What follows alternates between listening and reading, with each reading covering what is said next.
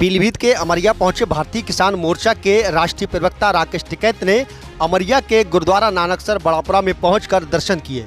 इस दौरान वहां के बाबा मोहन सिंह से मुलाकात भी की। आज हजारों की संख्या में मौजूदा कार्यकर्ताओं ने राकेश टिकैत का जोरदार स्वागत किया है। वहीं राकेश टिकैत ने प्रेस वार्ता के दौरान कहा कि देश का किसान अब जागरूक हो गया है, वह अपने अच्छे और बुरे को समझ रहा है। उन्होंने कहा कि देश की सबसे बड़ी झूठी सरकार है और अपने वादों में हमेशा से झूठ बोलती है। वहीं एमएसपी पर राकेश टिकैत बोले कि धान की फसल तैयार है और सरकार को एमएसपी पर धान खरीदना ही होगा। हमारी लड़ाई राजनीतिक नहीं है, किसानों के हक मांगने की है।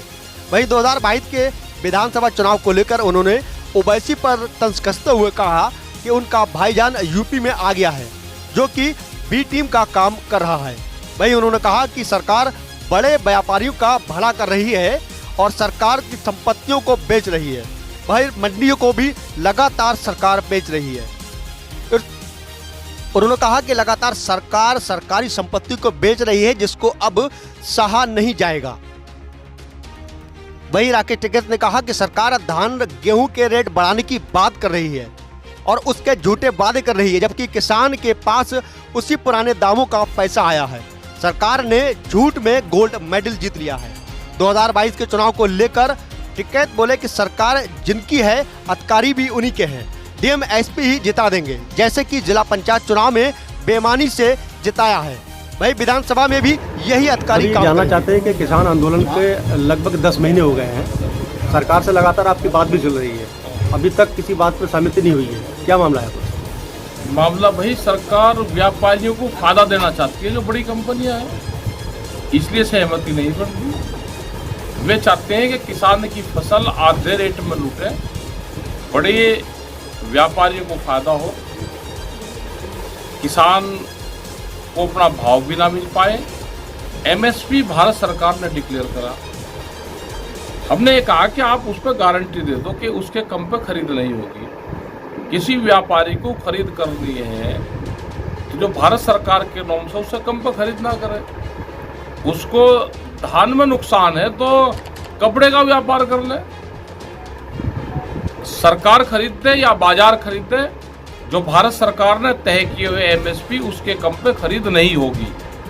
ये हम कानून चाहते हैं।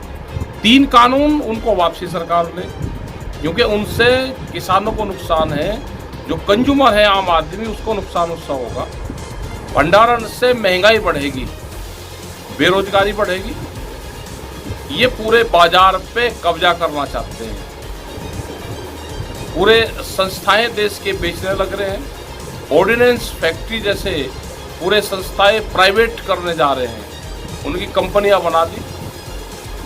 जो करीब 250 साल पहले लगे, अंग्रेजी हुकूमत ने लगाए, गोला बारूद उसमें बनता था भारत सरकार का, उनको प्राइवेट कर रहे हैं। ट्रेनों को ठेके पे दे रहे हैं। सड़कों एनएच के नॉर्म्स नहीं आगे, तो देश में छोड़ देंगे क्या? रोजगार तो देना चाहिए ना। कोई रोजगार अपना जमीन पर रोजगार कर रहा था, उसके रोजगार छीन रहे हैं। मंडियों की जमीन बेचने का प्लान बना दिया और मध्य प्रदेश में करीब 182 मंडी के आसपास इन्होंने बेचनी निकाल दी। उनकी जमीनों पे उद्योग लगेंगे। उसका मतलब क्या होगा कि मंडियां भी बिकेंगी। ये पूरे देश में होगा।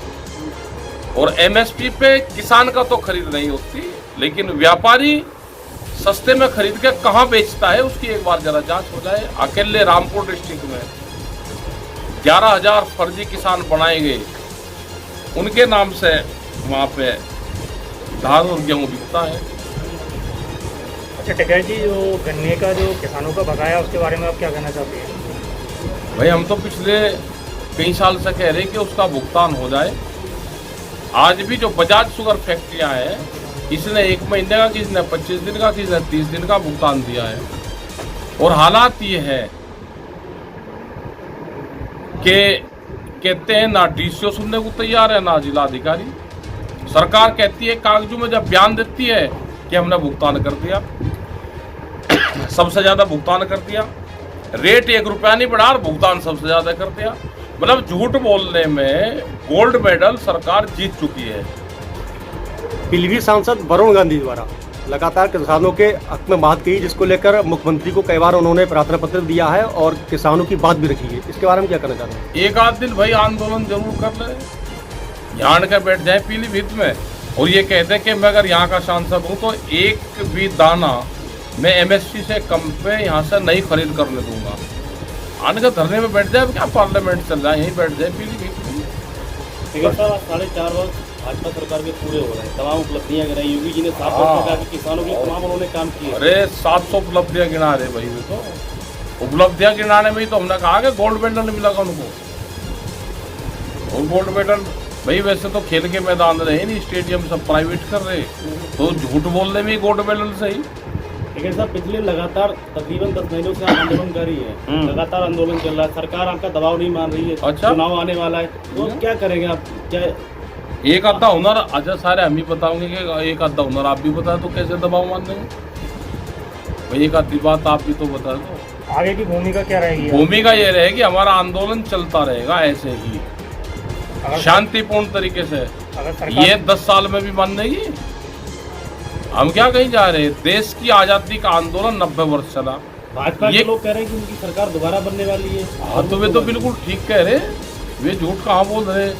जिला पंचायत में नहीं उन्होंने बनाए अपने, जनता वोट देगी नहीं, लेकिन डीसी जो डीएम होगा वो सरपिट्टी का टुन्नी को देगा।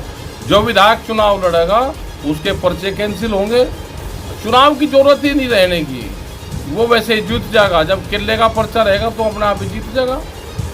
काम कहाँ ये कर रहे हैं, मैं भी चुनाव लड़ूंगा, मैं भी, जब तुम्हारा पर्चा ही नहीं भरा जाए तुम कहाँ से चुनाव लड़ोगे? इंडिपेंडेंट 100 से ज्यादा इंडिपेंडेंट पहली बार देश में चुनाव होगा और वे इंडिपेंडेंट जीत जाएंगे, उनके सामने पर्चा ही नहीं होगा।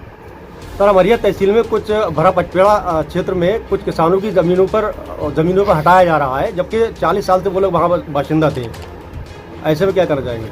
ये जमीन छीनने का एक बड़ा प्लान सरकारों का बन रहा। 11 महीने का एग्रीमेंट हम किराए पर मकान लेते हैं तो उसका हो जाता है, और 11 महीने के बाद में तो मकान मालिक नहीं निकलता उसमें से। 40 साल से जो हमारी दो पीढ़ियां इस जमीनों को, जंगलों को काट के मशरू से एक पीढ़ी हमारी बर्बाद हुई, इसमें आज उनसे वो जमीन छीनने का काम कर रहे।